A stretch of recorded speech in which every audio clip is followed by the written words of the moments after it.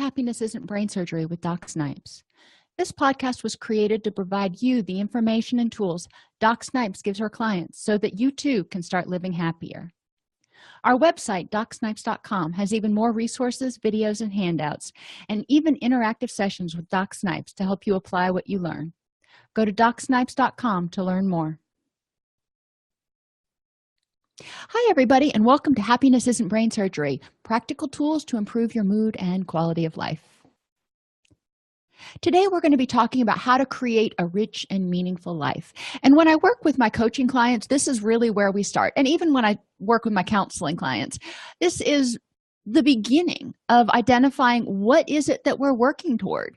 I mean, obviously, if I'm working with a counseling client and they're coming to see me because they're depressed, they don't want to be depressed anymore. Well, yeah, okay, I got that.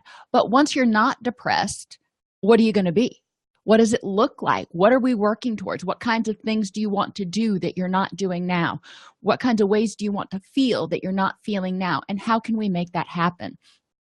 Recovery is not just about eliminating something. You have to put something in its place. So the first thing to figuring out what a rich and meaningful life looks like for you is to get honest about who and what is important in your life.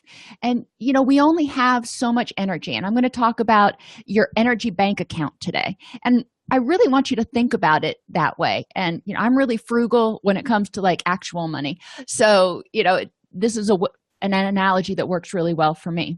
But every time you get upset about something, every time you don't get enough sleep, every time you choose to do something, you're using energy from that bank account and you're spending it. So you got to figure, what things are you willing to spend it on, and what things do you not want to spend that energy on, so you can save it to spend it on things that are truly important in your life. For example, getting upset over a story in the news, that's not going to do any good. I see my father-in-law doing it a lot. When he reads the news, that little vein in the side of his neck starts to pulse. And that energy that he's using getting upset for a second, okay, maybe, but he stays upset and it sticks with him for a while. That energy he could be using to do something else that is going to bring him happiness and joy, instead of being upset over something that he has absolutely no control over. So we'll talk about that more in the coming weeks. But the first thing you want to do is ask yourself, if I woke up tomorrow and I was living a rich and meaningful life as I define it, what would it be like? So the first thing we're going to start out with, I just kind of go through it step by step, is emotionally. What does it look like when you're happy? So if you're depressed right now, or if you want to be happier, what is it going to look like? Because we need to be able to say, yes, you're happy now. Does it mean you enjoy getting out of bed?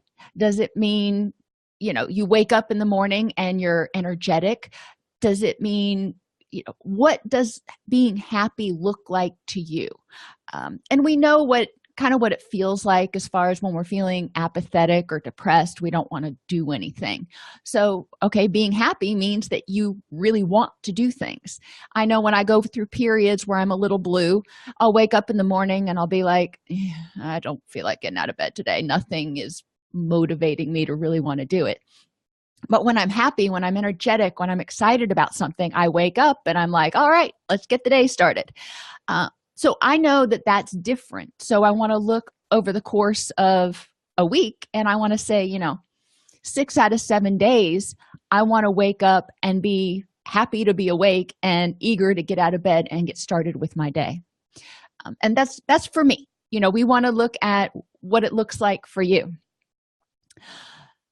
Once you define what it looks like when you're happy, and sometimes you need to go back and look over times when you were happy in the past. What was different? What was the same?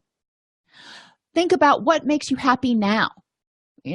For me, I'll go online and I'll look at videos of bunny rabbits or cats or something. I'm still toying with the idea of starting to raise Angora rabbits again. Because I love them. They're a wonderful breed, especially the big ones that aren't quite as fragile. And their fur, I love making the making yarn from their fur, which comes out just like a dog sheds. It sheds off angoras. It doesn't hurt them at all to get the fur off of them. It actually is good for their health. So those are things that make me happy. I look at pictures of baby rabbits and I think, oh, that could be fun to do again. It takes a lot of time, but it could be fun. So think about what makes you happy now and how you can increase these things. Spending time with my kids makes me happy. So how can I increase these things? Going to the gym and working out makes me happy. So how can I increase these things? How can I do more of them? And work on trying to schedule in at least one thing that makes you happy every day. Most of us, if we really get honest with ourselves and look, we can find an hour a day that we can do something that makes us happy. You know, if you look at the time you spend drinking your coffee in the morning and getting ready, and the time that you spend watching TV in the evening and winding down, usually there's an hour in there that you can find to do something that makes you happy. But if you can't find an hour, do with whatever you can find. Everybody can find 15 minutes. You know, I don't believe that you can't find 15 minutes for happiness. Heck, you can find 15 minutes to do just about anything. So increase those things. Schedule in a happy thing every day. And it can be, sometimes I have an app on my phone that has knock-knock jokes. And they're G-rated knock-knock jokes. I mean, it's things I would share with my kids. But those make me happy. They make me laugh because they're usually puns and ironic, and I like them. It doesn't have to be something huge that you're going to go do. What reminders can you put in your environment to help you feel happier? So we'll start with that one. When you look around, you know, I'm in my podcasting office right now, and I don't have much on the walls except for some blankets and stuff to keep it from echoing. It's not the most attractive place in the world, but on the screen that I'm looking at right now, I have a picture of one of my dogs, and he's just sitting there. It was the first day we got him as a foster dog, and he just has the most precious little look on his face. That makes me happy. That reminds me of some of the good things in my life. Keep pictures available on your mobile device so you can scroll through those periodically. I recently was doing a presentation on premature infants, and I went back and I found all the pictures of my son that we took when he was in the neonatal intensive care unit. And, you know, it just makes me smile. So those things make me happy. My kids make me happy. So putting reminders in your environment, in your office, in your car, you know, around your house, of the things that are meaningful and bring a smile to your life. You can look at this picture and go, oh my gosh, that is one of my favorite pictures, or I remember when. That can help you be happier. The other thing you want to do is put reminders in your environment to remind you to do those things that make you happy. You know, the things we just talked about. It's easy to forget. I love going to the gym. It makes me happy. But, you know, I can get caught up with stuff and just forget to go to the gym. So what do I need to put as a reminder? What I do is on Sunday, after I do laundry, I put together 7 days worth of workout outfits and 7 days worth of work outfits because I shower at the gym. And I have it all packed together in neat little piles. So then on Monday, I just grab a pile and I go, and it's just sitting there ready for me. And I can't miss it when I walk into the bathroom in the morning. If you like to go to the gym in the evening, you know, or right after work, keeping your bag in your car, because, you know, that'll remind you to go to the gym. And it also keeps you from getting home and sitting down on the couch and going, yeah, you know what, I'll just go to the gym tomorrow. So put reminders in your environment that say, hey, do this. If you're going to do something like look at jokes or listen to a comedy skit or something, put a reminder in your Google Calendar or schedule an SMS message to text you to remind you to do it. Eventually, it'll probably be second nature. It's just something that you do, you know, automatically. But initially, put things in, schedule it in, just like a meeting, because relaxation, it's important, just as important as other things, to schedule in relaxation and happiness so you can get some of those happy chemicals surging through your body and reduce some of the cortisol. Okay, so we know what makes us happy. We've identified ways that we can increase those things that make us happy. We've identified reminders, or you've thought about reminders that you can put in your environment that will help you be happy. And I'm a visual person, so I was talking more about pictures and stuff, but smell is one of our greatest memory triggers that we have. So if there are particular smells that make you feel warm and fuzzy inside, put that around. I found one fabric softener, and I don't usually use fabric softeners because they're chemicals, but this one I make an exception for. I don't know why, but there is something about the smell of it that I just find intoxicating. So I put a quarter cup of it in a 32-ounce spray bottle and added water for the rest of it, and I just mist my sheets with it a couple times a week, and it keeps that aroma in my room. So when I walk into my room, I'm just like, okay, time to relax. So there are things that you can do with smells, sights. In the morning when I work out, I listen to music, and I find a song that I think is going to, might make my best friend smile, and I will always send that to him on text message in the morning. So when he wakes up, because he works a later shift, so when he wakes up, that he opens his text messages and he has something that can make him smile in the morning. So those are things that you can do, and you can also obviously do for others. You can put prompts in their environment. What is holding you back from being as happy as you want to be? So we've talked about what happiness looks like. Then you need to look at and say, what's holding me back from being happy? Why am I not this way right now? Am I overworked? Am I under rested? Am I doing at a job that I really hate? Are there problems in my relationships? What is it that's holding you back? And then you can start making a plan to address those things. Too often we go on autopilot, and stuff adds up and stress adds up. We don't do things to make us happy.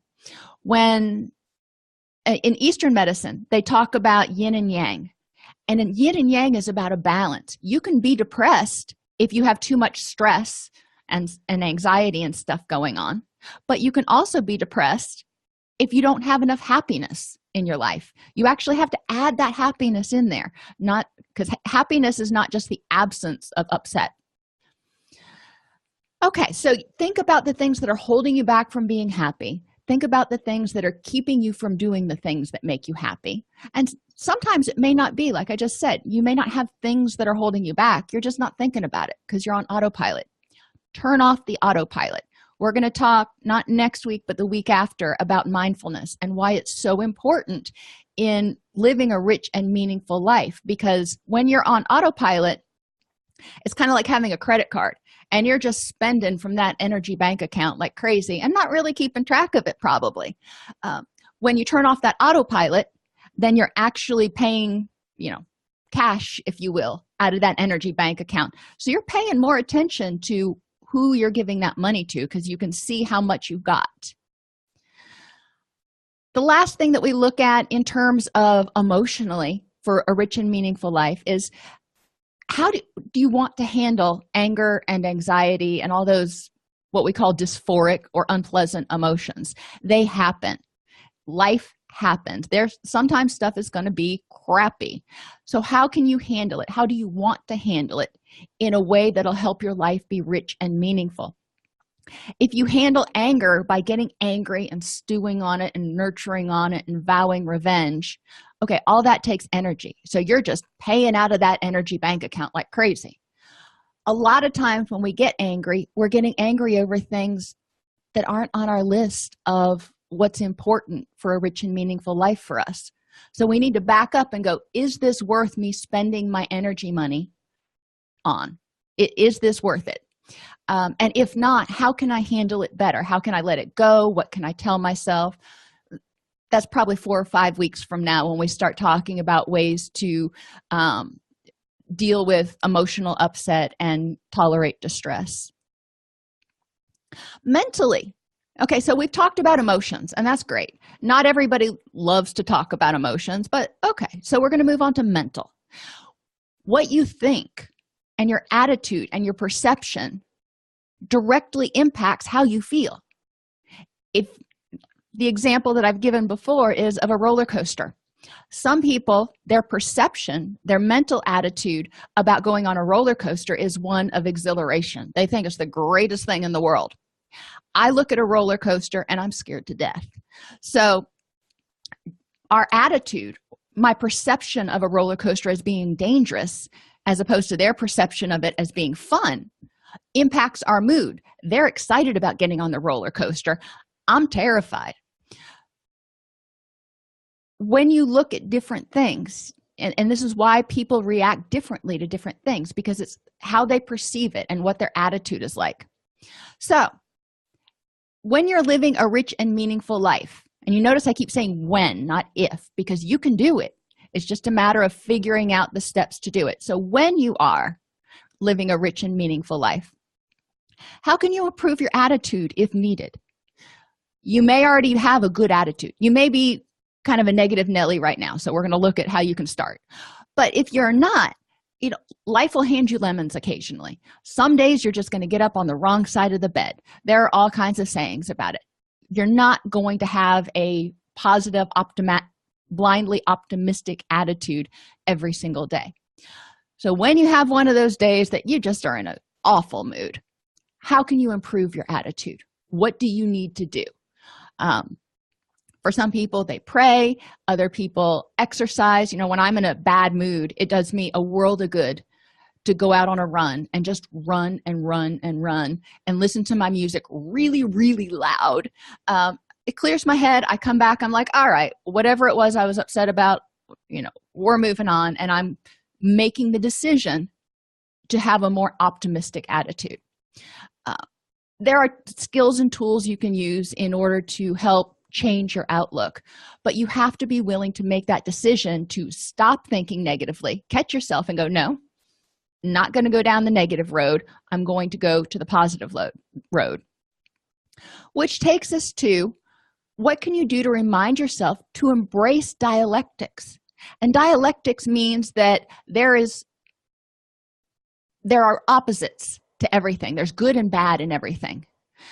I was watching a Young Sheldon last night, and he was talking about how in this dream the universe was binary. For every one there's a zero.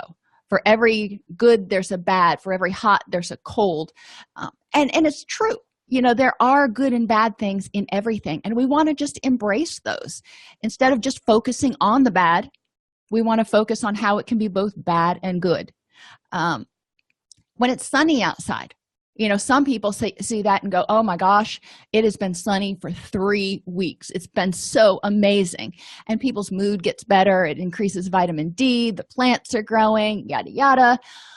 The downside, when it's sunny for 3 solid weeks, there's no rain, which means the crops need to be watered instead of having nature kind of take care of your gardening duties for you. And I mentioned earlier, I'm frugal. I don't like to pay for water to water my garden.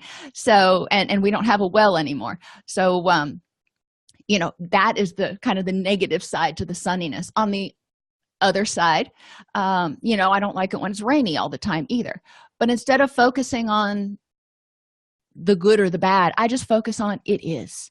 It's sunny. Okay, there are positives to that. I'm going to choose to focus on the positives.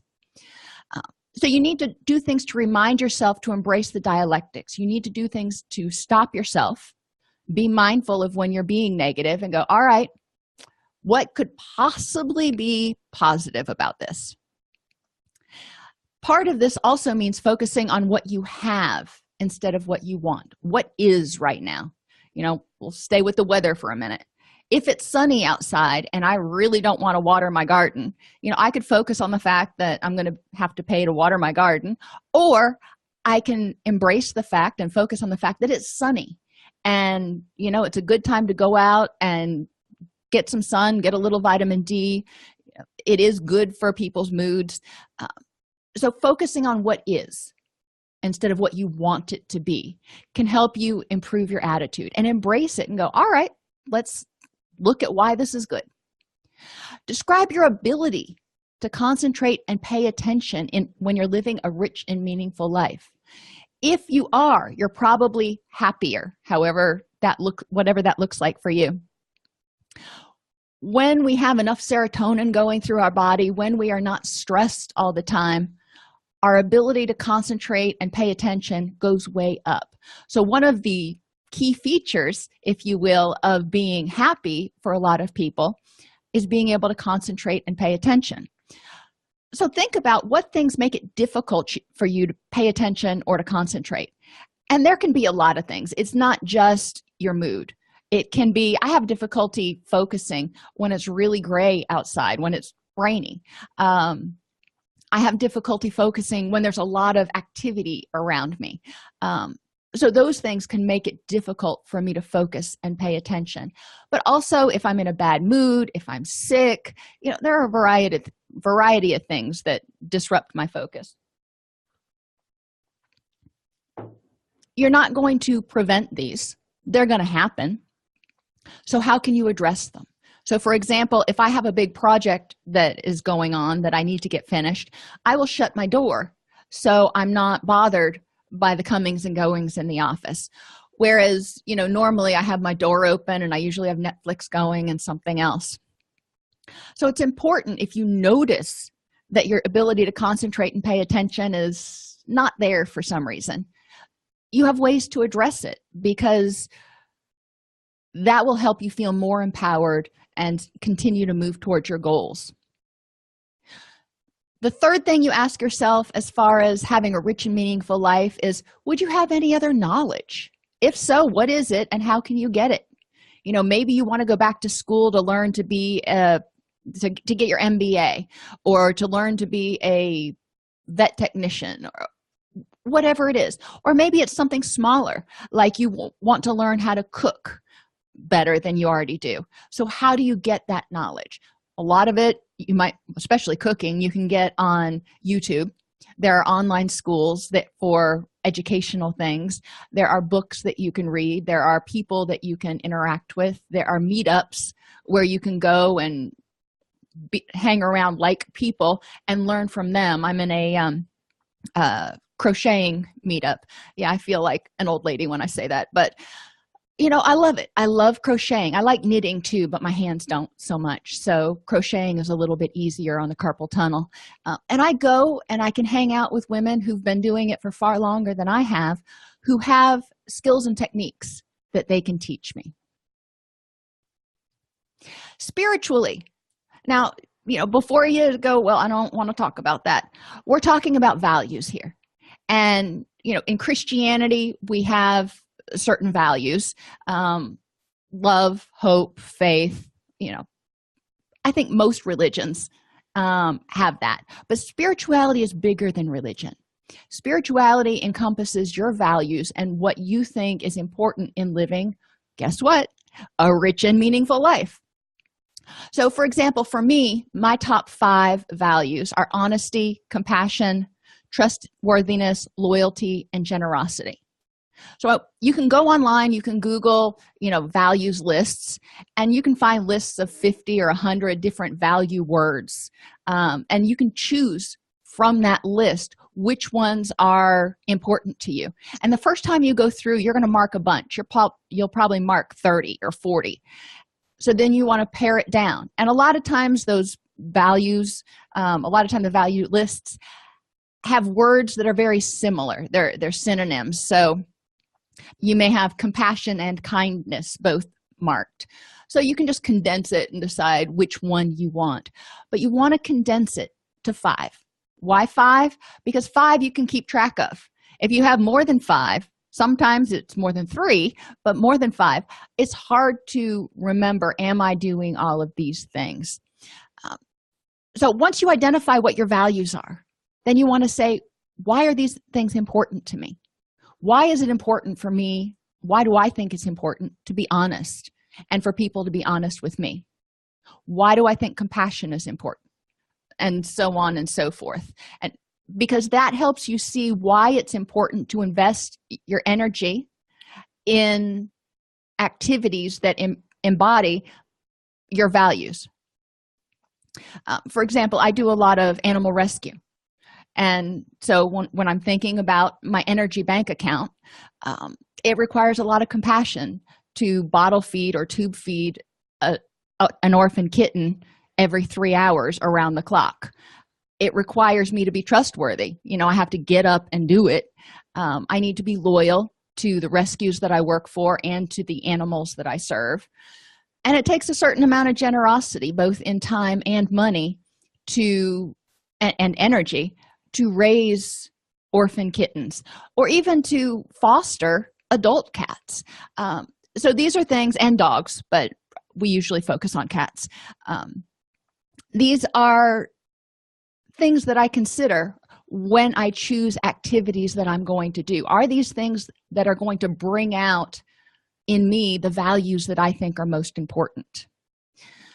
What things, activities, relationships in your life support your values? So look around at everything that you're doing, what you're spending your emotional bank account on, your energy bank account on, and ask yourself, what things in my life am I happy to be doling out that energy to? And what things in my life would I rather not, so I can quit spending energy on that. That way I have more energy to put towards the things that are more important in my life. Look around and figure out which activities you want to get rid of, or things. And it can be things like the way you think or what you do.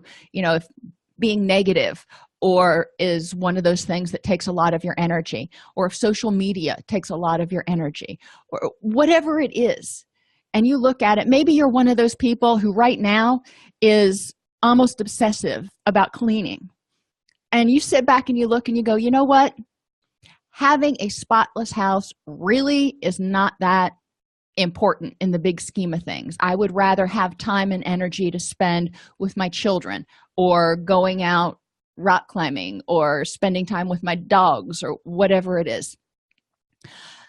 And that's a decision you've got to make. But a lot of times you can look at your life and you can see places that you are draining your energy bank account. I don't want to say wasting, but you're draining your energy bank account when you could be saving that money or saving that energy and spending it on the things that are more important. How can you make sure you're embodying those 5 values in each decision you make, so you're spending your energy wisely? So before you make a big purchase, before you purchase a car or purchase a house or whatever, and even maybe smaller purchases, you think to yourself, like when I was looking at a new phone, I was thinking to myself, well, what features would I like in a phone? And I went through, and the phones that I wanted were really expensive. And I thought, okay, now in terms of my financial bank account, is it more important to me to have this super spiffy phone that I'm going to be terrified if I'm going to drop it and break it?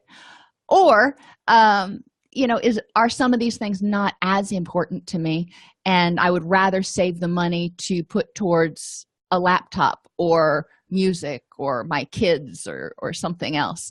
And my choice ended up being saving the money and putting it towards my hobbies instead of getting a super duper souped up iPhone. And that decision, I'm good with it, and it makes me happy. And now I've got extra financial money to spend on the things that are important to me. Same thing with energy. Before you make an energy purchase, ask yourself, am I willing to spend this much energy on this thing when I've got all these other things in here that are important to me? Or would I rather just let that go so I can spend the energy money over here? Physically. Now, this is a long one, but it's really pretty simple. What would your health be like when you're living a rich and meaningful life? So you want to look at what's going to change. When you're stressed, you hold tension in your back. It prevents you from getting quality sleep. It can contribute to depression and weight gain and high blood pressure. And stress is just kind of an evil little thing. So when you're not stressed, when you're happy and living that rich and meaningful life, how is your health going to improve? Is there anything that needs attention right now? I mean, if you look at and you say, overall my health is pretty good, but I have this one thing over here. Okay, that might be something that needs attention. Now you got to think to yourself, do I care? Is this something that I'm willing to give attention to? And some people say yes, some people will say no. And how can you maximize your health and wellness to get you to the place that is comfortable for you? Not everybody's going to want to be a triathlete. That's fine. What does being healthy in your definition look like to you, and how can you get there? How can you make sure you're staying healthy? If you have any pain, would that be resolved? And if so, how? You might have chronic pain from fibromyalgia or other things. And when you think about pain, when serotonin goes down, when stress goes up, serotonin goes down. When serotonin goes down, pain tolerance goes down. So when stress goes down, cortisol goes down, serotonin goes up, as do other things, and pain tolerance goes up. So you'll feel less pain, even if it's still there. But you can also do things to resolve pain, like having an ergonomic work and sleeping environment. There are think about the 3 places you spend the most time. And for me, it's at work, sleeping, and on the couch. And my ergonomics when I'm sitting on the couch are usually deplorable. But at work, I've got a good chair, and I have a good pillow and a good mattress topper and a good sleeping environment. So I minimize how many mornings I wake up and I have a kink in my neck. And I minimize how much neck and arm tension I have from being on the computer all day long. So look at ways you can prevent pain. Exercise is one way that some people do. Stretching, yoga, all of those things can help with musculoskeletal pain. What would sleep quality and schedule look like for you if you have a rich and meaningful life? Many people, when they're not living their rich and meaningful life, are overworked and they're overstressed. So they're not getting good quality sleep, and they're often not sleeping enough. I know my husband's supervisor right now will regularly be sending him emails at, dark 30 in the morning. I'm like, what is he still doing up? And on top of that, what is he still doing working at this hour? Because he literally has 2 full-time jobs at this, but it's just one job, but it's other duties is assigned. So we want to look at, if you're living a rich and meaningful life, theoretically that means developing work-life balance, but also getting good quality sleep so your body can rest and rebalance and you can feel better and happier. And what would that schedule look like? I would like to change my sleep schedule a little bit, because right now I go to bed around 8 and get up around 4. I probably like to switch that. So I was staying up till like 10 and getting up at like 6, but that's not how my rhythms are going right now. So I might switch that if I were working on developing a rich and meaningful life, so I could stay up a little bit later. My family goes to bed. We live on a farm, so my family goes to bed early too, so I don't miss out on time with my kids. But it would make it easier to interface with other grown-ups that don't live on a farm if I were able to stay awake past 8 o'clock. If you're living a rich and meaningful life, what would your eating habits be like?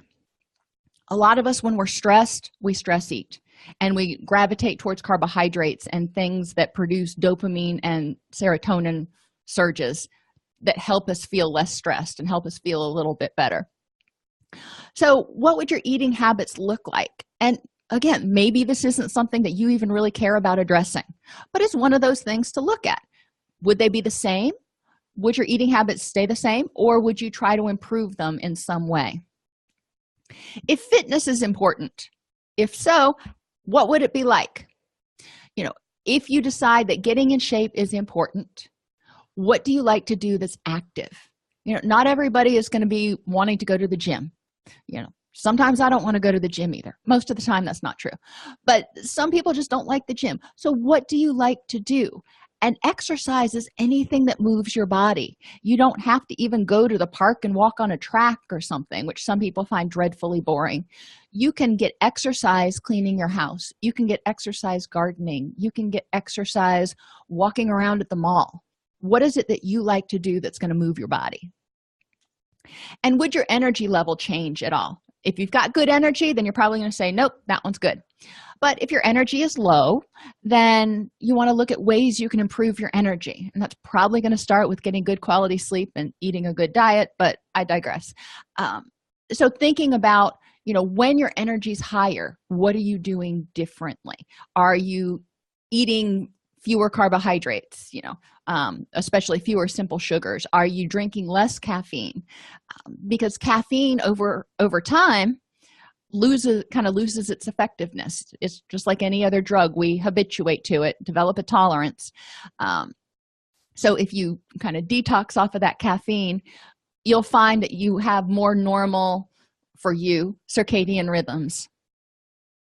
Socially, what does a healthy, fulfilling relationship look like to you?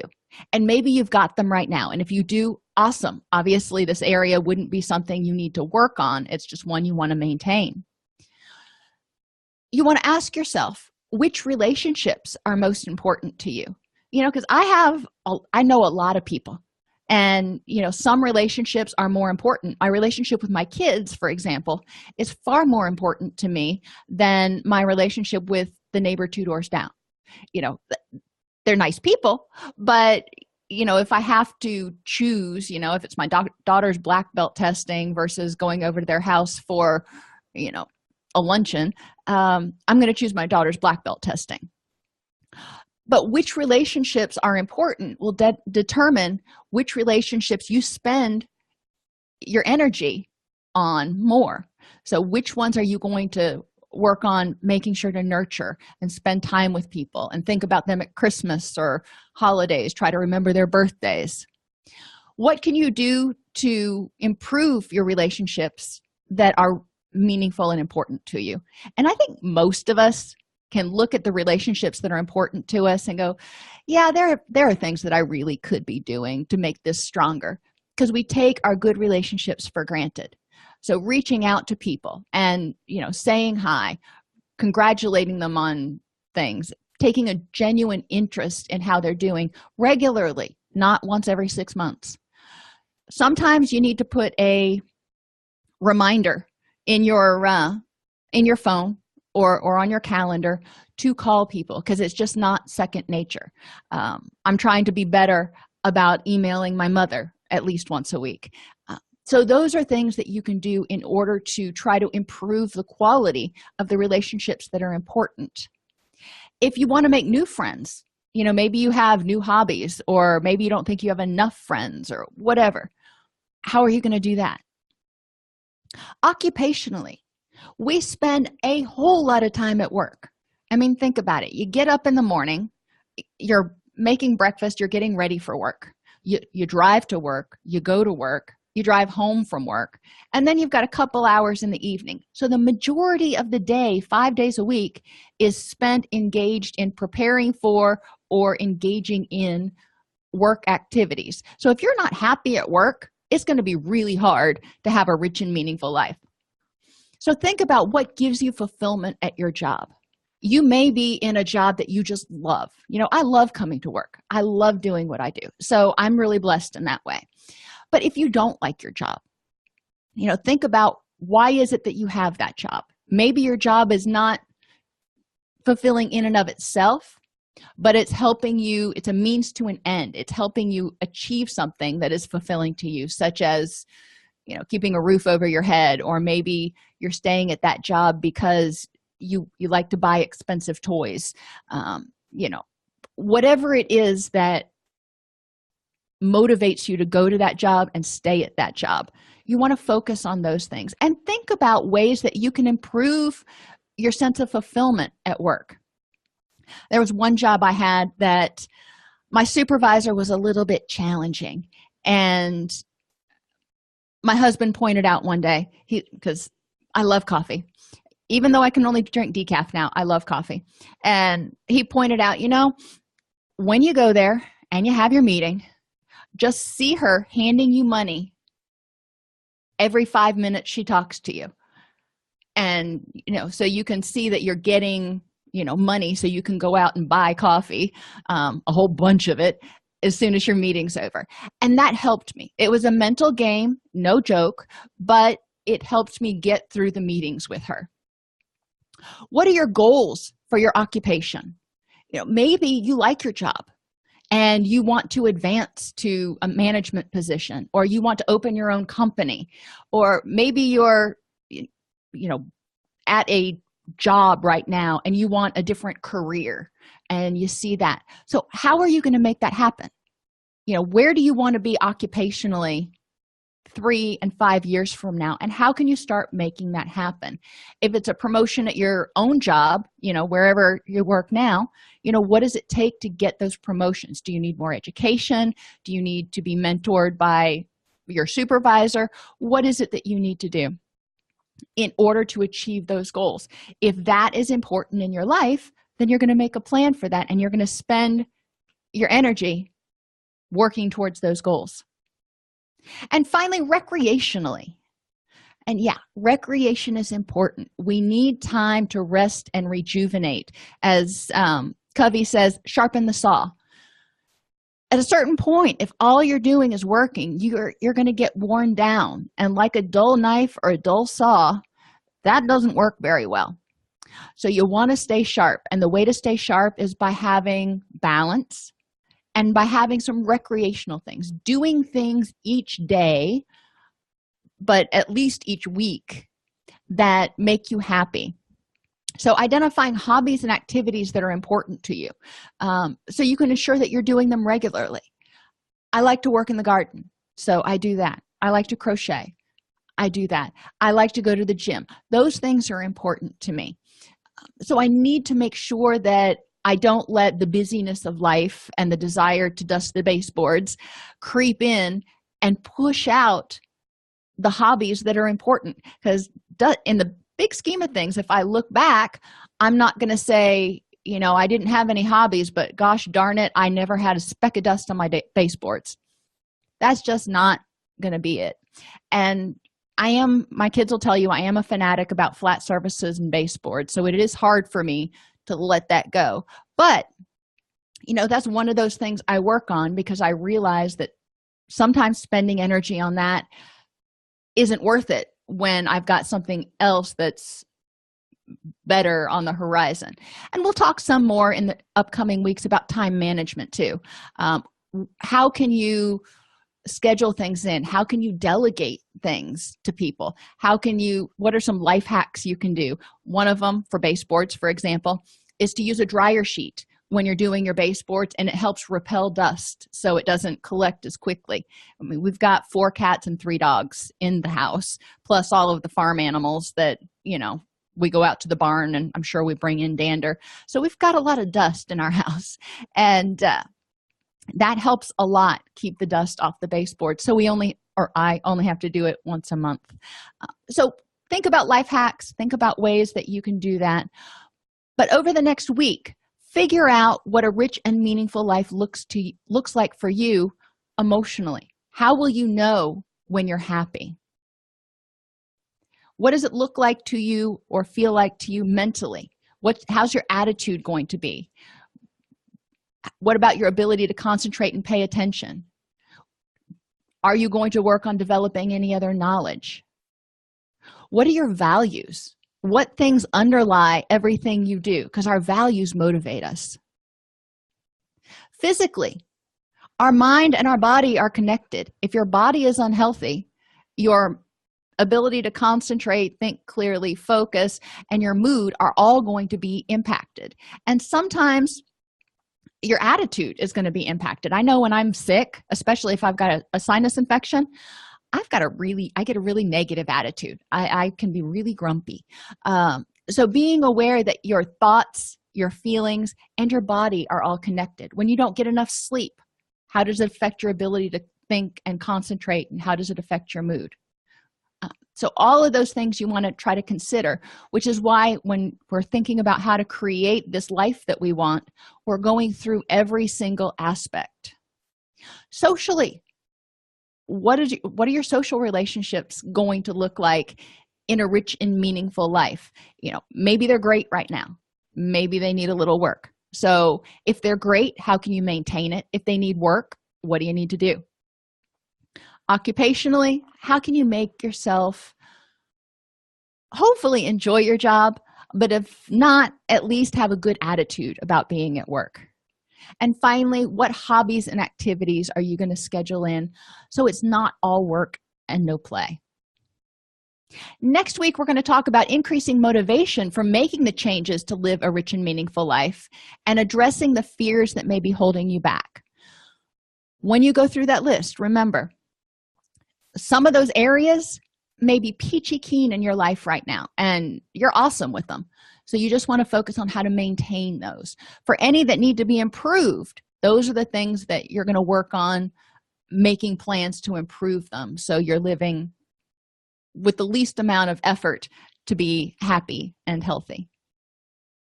If you like this podcast, please subscribe on your favorite podcast app. Join our Facebook group at docsnipes.com/Facebook, or join our community and access additional resources, including once-a-week live chats with me, Doc Snipes, at docsnipes.com. Thanks.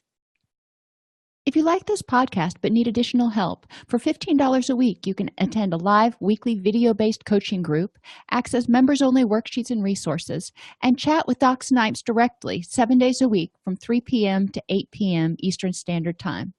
Learn more at docsnipes.com.